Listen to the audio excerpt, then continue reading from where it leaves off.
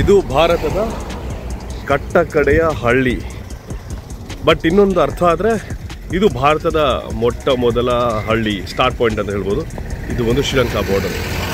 ಇದು ಧನುಷ್ಕೋಡಿ. ಇದು ಈಗ ಚರ್ಚ್ ಹತ್ರ ಹೋಗ್ತಾ ಇದೆ. ಸಾರಿ, ಚರ್ಚ್ ಅಲ್ಲ, ಇದು ಅಳಿದು ಉಳಿದೋಗಿರುವಂತಹ ರೈಲ್ವೆ ಸ್ಟೇಷನ್, ರೈಲ್ವೆ ಬ್ರಿಡ್ಜ್ ಹತ್ರ ಹೋಗ್ತಾ ಇದೀವಿ ಈಗ.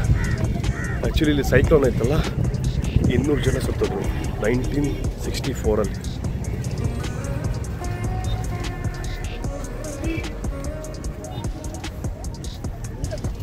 ಇದೇ ಅದು ರೈಲ್ವೆ ಸ್ಟೇಷನ್. ಓ, ಫ್ಲೋಟಿಂಗ್ ಆಯಿತು.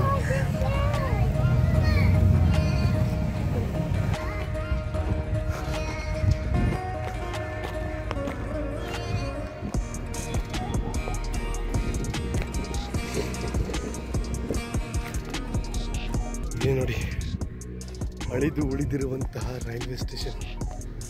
ಗಾಳಿ ಜಾಸ್ತಿ ಇತ್ತು, ಬಿಸಿಲು ಜಾಸ್ತಿ ಇತ್ತು. ನಾನು ಏನು ಹೇಳಕ್ ಕೊಟ್ಟಿದ್ದೆ ಅಂದರೆ ಆ್ಯಕ್ಚುಲಿ ಅಲ್ಲಿ ಅಳಿದು ಉಳಿದಿರುವಂಥದ್ದು ಅಂದರೆ 1964ನೇ ಇಸ್ವಿನಲ್ಲಿ ಇದು ರೈಲ್ವೆ ಸ್ಟೇಷನ್ ಆಗಿತ್ತು. ಜನ ಈ ಒಂದು ಪ್ಲಾಟ್ಫಾರ್ಮಲ್ಲಿ ನಿಂತ್ಕೋತಿದ್ರು, ಟಿಕೆಟ್ ತೊಗೋತಾ ಇದ್ರು, ಟ್ರೈನ್ ಹೋಗ್ತಾ ಇದ್ರು ಟ್ರೈನ್ಗೆ. ಓಕೆ, ರೈಲ್ವೆ ಟ್ರ್ಯಾಕ್ ಎಲ್ಲಿದೆ, ಎಲ್ಲಿ ಮುಚ್ಚೋಗಿದೆ ಅಂತ ಪ್ರಶ್ನೆ ಕಾಡ್ತಾ ಇತ್ತು. ಆಗ ಒಬ್ರು ಸಿಕ್ಕಿದ್ರು, ಅವ್ರ ದಾರಿ ತೋರಿಸಿದ್ರು. ನನಗೆ ಮುಳುಗೋಗಿದ್ಯಾ ಅಥವಾ ಏನಾಗಿದ್ದು ಗೊತ್ತಿರಲಿಲ್ಲ.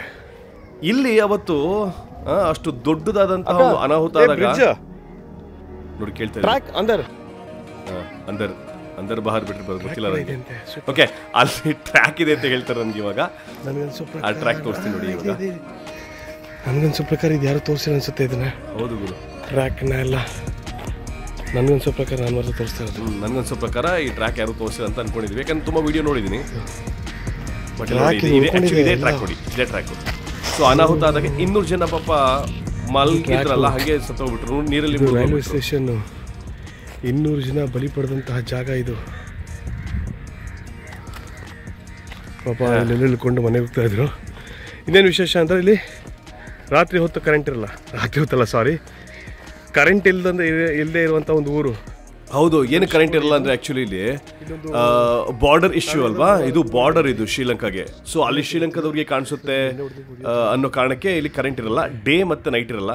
ಆದರೂ ಸೋಲಾರ್ ಬಳಸ್ತಾರೆ, ಲೈಟ್ ಇರಬಹುದು ಸ್ಟೇಷನು. ಬಟ್ ಮೀನುಗಾರರು ಮಾತ್ರ ಇರಬೇಕು. ಸಂಜೆ 6 ಗಂಟೆ ಮೇಲೆ ಅಲೋ ಮಾಡಲ್ಲ.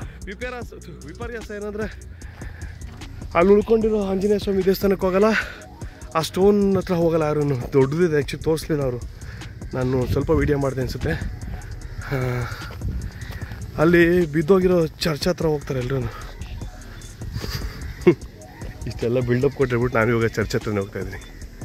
ಇದೇ ವಿಪರ್ಯಾಸ. ಕರೆಕ್ಟ್ ಗುರು.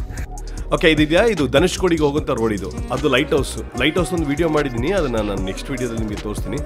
ಈಗ ನಾವು ಚರ್ಚ್ ಹತ್ರ ಹೋಗೋಣ. ಅಲ್ಲೇನಿಲ್ಲ, ಆ್ಯಕ್ಚುಲಿ ಎಲ್ಲ ಮುರಿದೋಗಿದೆ, ಬಿದ್ದೋಗಿದೆ. ಬ್ರಿಟಿಷರು ಕಟ್ಟಿರುವಂಥ ಚರ್ಚು ಆ್ಯಕ್ಚುಲಿ ಇದು. ನೋಡಿ, ವ್ಯಾಪಾರ ವಹಿವಾಟೆಲ್ಲ ನಡೆಸ್ತಿದ್ರು. ಆವಾಗ ಒಂದು ಟ್ರೈನ್ ಎಲ್ಲ ಬರಬೇಕಾದ್ರೆ ಇಲ್ಲಿಂದ ಎಕ್ಸ್ಪೋರ್ಟ್ ಮಾಡ್ತಿದ್ರಂತೆ.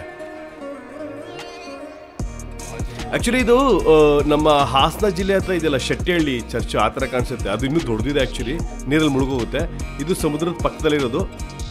1964 ಅನಾಹುತ ಆದಮೇಲೆ ಈ ಒಂದು ಧನುಷ್ಕೋಡಿಯ ಪಟ್ಟಣನೇ ಇಲ್ಲ, ನಿರ್ನಾಮ ಆಗೋಯ್ತು ಕಂಪ್ಲೀಟ್. ಆ ಊರಿನ ನಾಶ ಆಯಿತು.